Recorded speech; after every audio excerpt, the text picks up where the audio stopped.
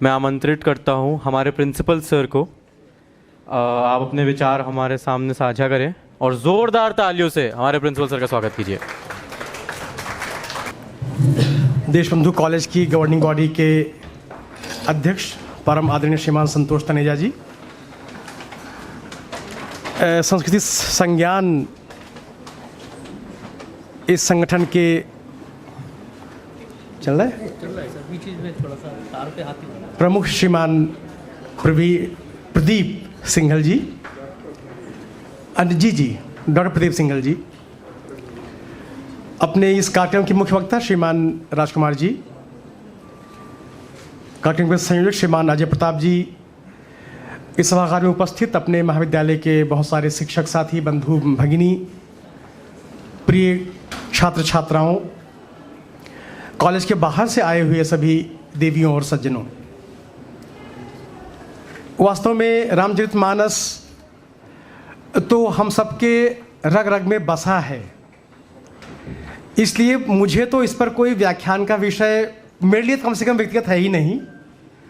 मेरे लिए तो रामचरितमानस जीवन में आचरण का विषय है, और इसलिए जहाँ जहाँ जीवन की जिस जिस कदम कदम पे क्षण प्रतिक्षण कोई शंका, कोई आशंका, कोई आवश्यकता, कोई अपेक्षा होती है, वहाँ पर हम घूम फिर के रामचरितमानस पर ही आ जाते हैं।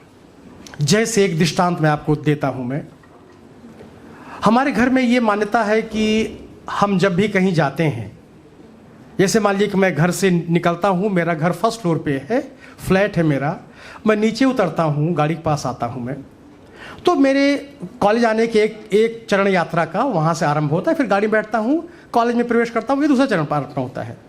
हमारे क्या सिखाया गया है कि अगर हम रामचरितमानस की एक चौपाई कह देते हैं तो हमारी वो यात्रा, वो प्रवास, वो वहाँ ठहराव निष्कंटक हो जाता है।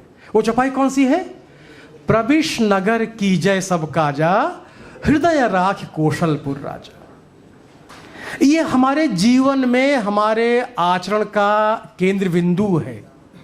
हम इस हॉल में घुसे तो मुझे लगा कि अब मेरा क्या होगा, अब मुझे बोलना है, मैं कैसे बोलूँगा, मुझे प्रतियोगिता है, मैं कैसे उसमें सहभाग करूँगा। यही विषय बजरंगबली हनुमान जी के समक्ष था। हम तो कुछ नहीं कर रहे हैं यहाँ पर, तो वो तो लंका में जा रहे थे, जहाँ पर लंका निश्चर नगर निवासा, यहाँ कहाँ सज्जन करवासा। ऐसे स्थान पे जा रहे थे जहाँ पर निशाचरों का राज था। उनका क्या होगा कुछ नहीं जानते थे वो, और तब उनका क्या उनका साथ दिया? प्रविश नगर की जय सब काजा, हृदय राखी कौशलपुर राजा। तो इसीलिए ये जो रामचरितमानस है या रामायण, नाम कुछ भी हो, कहानी तो भगवान राम की है। इसलिए हमें नामकरण पर बहुत ज़्यादा चर्चा और बहुत ज़्यादा इसको विवाद का विषय नहीं बनाना चाहिए कि महर्षि वाल्मीकि ने क्या लिखा और गोस्वामी जी ने क्या लिखा। अभी जो विषय रखा अपने आदरणीय राजकुमार जी ने कि हमें रामचरितमानस को जैसे माना करें प्रपंच का विषय नहीं बनाना चाहिए इसको। तो ये हमारे जीवन का मर्म है, ये हमारे आचरण का दीप दर्शक है, जिसको हम बोलते हैं लैंप पोस्ट है, और इसे हमें अपने चिंतन में, आचरण में लाना चाहिए।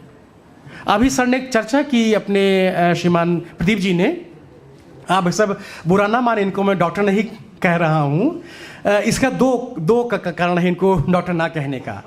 एक तो अपने संस्कार ऐसे हो गए हैं कि हम सबको श्रीमान कहते हैं, उस पर लगता है हमने उसका परम सम्मान कर दिया श्रीमान कह के। और दूसरा, अपने इस पेशे में लगभग हर अध्यापक डॉक्टर होता है, तो मैंने कहा किसको किसको डॉक्टर कहें, श्रीमान और सुश्री कहने से हमारा काम हो जाता है। इसे सिंघल जी अपने मेडिकल डॉक्टर हैं, आप एमडी हैं, आप है ना सर, आप एमडी हैं, आप एम्स में आप प्रोफेसर रहे हैं, बहुत बहुत मूर्धन्य आप विद्वान भी हैं। लेकिन मैं जो विषय जिसकी मैं चर्चा कर रहा था, मैं आपने कहा किस प्रकार से रामचरितमानस हमारे जीवन में हर संकट, हर परीक्षा की घड़ी, हर मनोवैज्ञानिक विकार जिसको हम बोलते हैं डिप्रेशन, या जीवन में अभी आपने सर ने कहा राजकुमार जी ने कि 2 पैसा आ गया तो हम सेविका रख लेते हैं।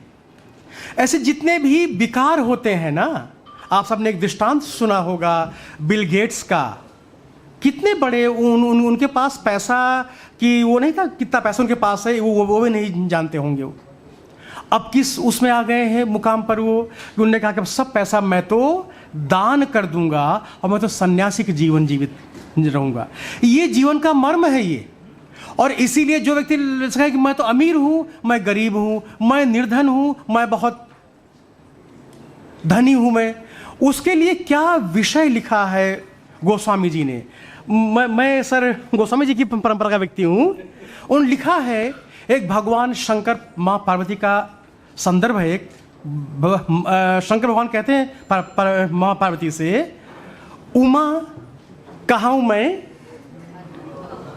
क्या है आगे, क्या है, उमा कहाँ हूं मैं, अनुभव अपना, सत हरि भजन जगत सब सपना।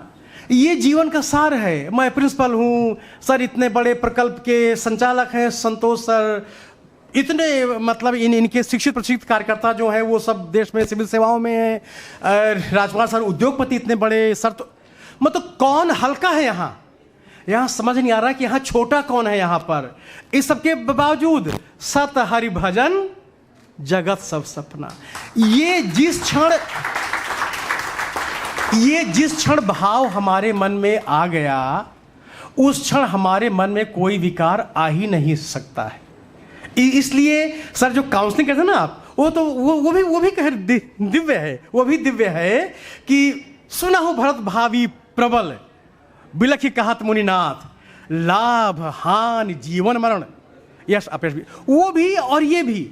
इन अगर हमने चीजों को आत्मसात कर लिया तो हमें कभी कोई मनोविकार आने वाला है नहीं।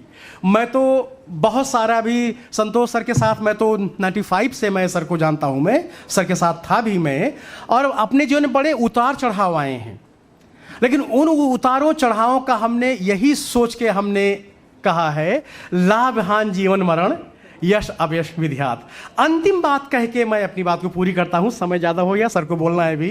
वो ये है, कई बार हम अपने सभी मित्रों को, बंधु बांधवों को, भगिनियों का हम मूल्यांकन करते हैं। ये अच्छा है, ये अच्छा नहीं है, ये गुणी है, ये अवगुणी है। इसके बारे में बाबा ने क्या बात कहा है? उन्होंने कहा है, कुमति सुमति सबके उर रहा ही। कुमति सुमति कोई ऐसा नहीं है, हम में से कोई भगवान ही, राम ही खाली हैं जिन जो मर्यादा पुरुषोत्तम हैं, जिनके अंदर कोई कुमति नहीं है। मुझे तो कोई ऐसा अवसर, सर ने, राजकुमार जी ने इस बात को तो खंडित कर ही दिया कि उन्होंने माँ सीता का परित्याग किया था, इसलिए वो विषय हमारे विमर्श से बाहर हो गया है। एक थोड़ा उनके व्यक्तित्व पे ये एक आक्षेप था जो आसरा आपने आज उसको भी आपने निर्मूल कर दिया है। इसीलिए भगवान तो मर्यादा पुरुषोत्तम हैं, वो तो उनके पास तो केवल सुमति सुमति है, लेकिन हम सब ऐसे नहीं हैं। यहाँ तक कि उनके माता पिता ऐसे नहीं थे, नहीं तो माँ कैकेयी, महाराज दशरथ, ये सब ऐसे नहीं होते। कुमति सुमति सबके उर रहाई, नाथ पुराण निगम अस का है। ऐसा अपने पुराणों में निगमों में लिखा हुआ है। इसलिए हमको किसी को इस मृत्युलोक में हम किसी के बहुत तुलना करें, उसको बहुत हम नापे जोखें, ऐसा हमें नहीं करना चाहिए। हम सब वही भगवान राम की दृष्टि जो थी, कोई परित्यक्ता हो, कोई शापित हो, कोई कैसा भी हो, उनके लिए सब प्राणी मात्र थे और उनका कल्याण ही भगवान राम के जीवन का आदर्श था। भगवान राम का शतांश भी हम सबके अंदर आ जाए, ये प्रभु से मैं कामना करता हूं मैं, और आप सब उसी देवता को प्राप्त करें, ऐसा मेरी अपेक्षा है। हार्दिक आभार आप सबका।